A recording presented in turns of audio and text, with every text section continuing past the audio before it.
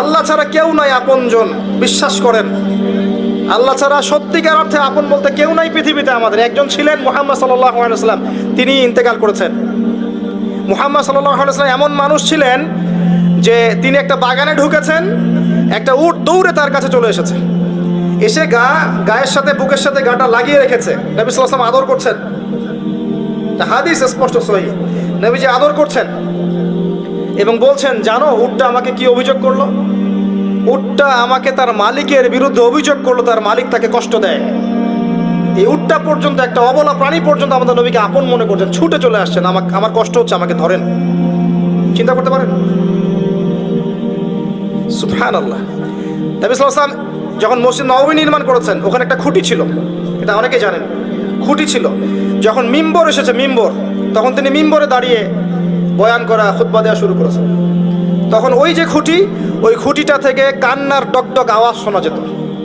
ওই জড়বস্তু পর্যন্ত মুহাম্মদ সাল্লাল্লাহু আলাইহি ওয়াসাল্লামকে আপন মনে করতেন। মুসলিমদের যে কোনো সমস্যা তারা মুহাম্মদ সাল্লাল্লাহু আলাইহি ওয়াসাল্লামের কাছে যেতেন, বলতেন, তার সাধ্য মতো সেটা সলভ করে দিতেন। একবার নামাজে দাঁড়িয়েছেন মুহাম্মদ সাল্লাল্লাহু আলাইহি ওয়াসাল্লাম, একামত হয়েছে, একামত হওয়ার পরেও তিনি বাসায় চলে গেছেন। সাহাবীরা জিজ্ঞাসা করলেন, ব্যাপারটা কি? নবীজি বললেন, আমার কাছে কয়েকটা দিনার ছিল, ওগুলো দান সাদাকা করে দিয়ে তারপর এসেছে।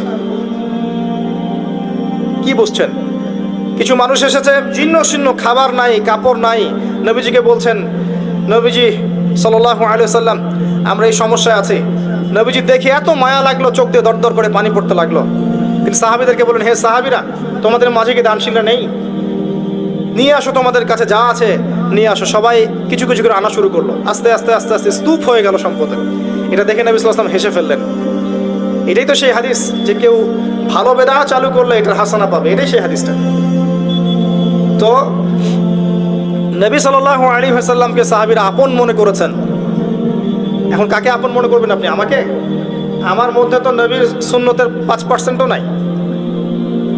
আপনাকে দেখে মনে হচ্ছে আমাকে যে আমি অনেক বড় স্কলার, মুফাসসির করেন, অমুক তমুক। আমি নিজেই তো বুঝতে পারছি যে আমার ভিতরে নবী সাল্লাল্লাহু আলাইহি ওয়াসাল্লামের সুন্নাতের 10%ও নাই। কে আপনাকে নসিহত করবে? কে আপনাকে তাজকিয়া করবে? যারা এমন আল্লাহওয়ালা মানুষ, যারা এমন তাকওয়াওয়ালা মানুষ, নূরওয়ালা মানুষ, এই মানুষগুলোর কাছে গিয়ে পড়ে থাকেন, এই মানুষগুলোর কাছে গিয়ে সহবতে গিয়ে পড়ে থাকেন, খুঁজে নেন এই মানুষগুলোকে, কোথায় আছে খুঁজে নেন। আমি জানি না কোথায় আছে, আমি নিজেও খুঁজছি, আর আমাদের খোঁজার দৃষ্টিভঙ্গিটা খুব সূক্ষ্ম। ওই যে ইমাম বুখারী দেখেছিলেন না, ওই যে ঘোড়াকে খাওয়াচ্ছেন প্রতারণা করে, হাদিস নিলেন না তার কাছ থেকে, আছে না? জানেন না আপনারা?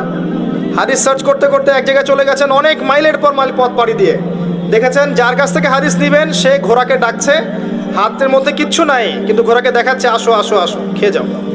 এই যে প্রতারণা করেছে ঘোড়ার সাথে, আর হাদিস নিলেন না। তা আমরা এরকম চোখ দিয়ে খুঁজছি আর কি, আল্লাহ যেন মিলিয়ে দেয়।